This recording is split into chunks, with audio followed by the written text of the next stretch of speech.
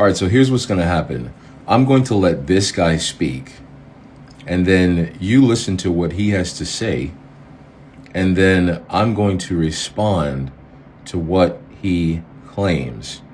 So I hope he's listening, because I'm going to teach him again, because it seems that he did not learn from the first video I gave. Okay? I hope you learned this time. So this man is on Philip Anthony Mitchell saying that because he said that Jesus wasn't black. Now, I disagree. Jesus had to have some kind of darker complexion. Had to. Just because of the area and the time. There's no way he was blonde hair, blue eyes. It's just not possible.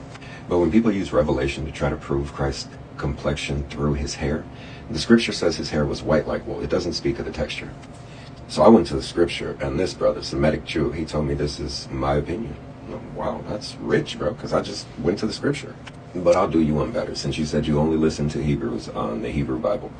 Connect yourself to them or quit teaching. You got 121 generations to go back to King David. And the fact is, you couldn't even connect yourself to a Jew in the New Testament. But I'll wait 121 generations or quit teaching. All right, so I want to slow this down, okay? And I hope you're watching this. In fact, I'm going to tag you in it, and I'm going to post it in your comment section on your latest video so that I know you get it.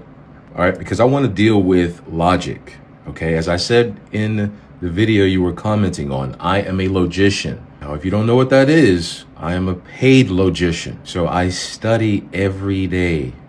I read every day. I am credible by the general public. Okay, so I don't know if you are, what you do, but I am credible.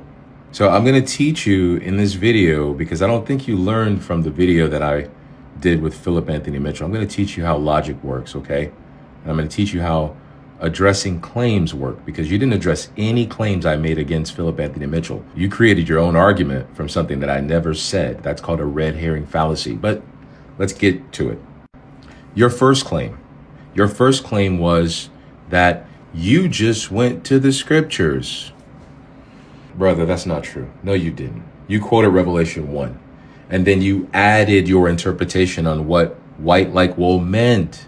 The moment you explain the text, you're no longer quoting scripture. You're giving your opinion. Now, I'm not being disrespectful, but that's basic hermeneutics. Do you know what basic hermeneutics is? Revelation chapter 1, verse 14 says his hair is white, or was white like wool. That phrase is not isolated, which is what you did.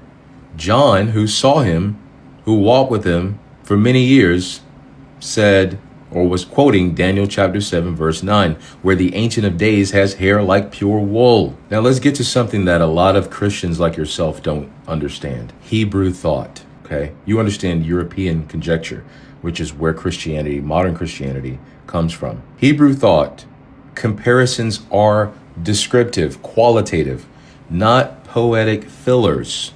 So wool is not smooth. Wool is coarse, dense, it's textured.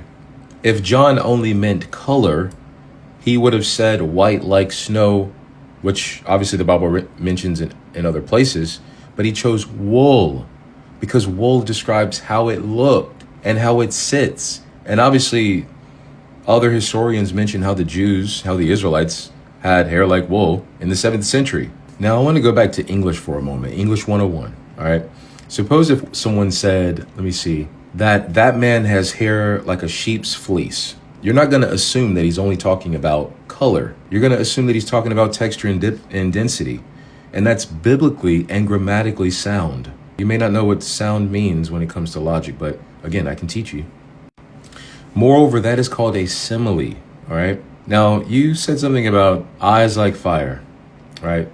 Which is a false equivalence. I can teach you what that means. Or you can Google it. Fire described his intensity. Some even say that the scriptures refer to him drinking wine, which is a strong and valid argument.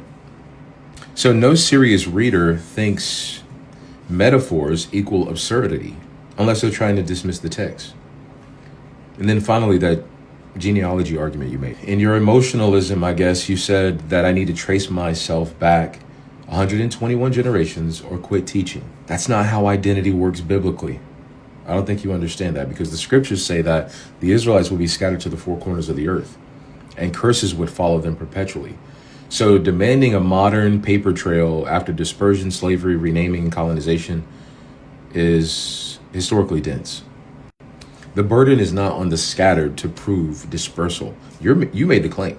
The burden is on Scripture, and the Scriptures already says it would happen. That's prophecy.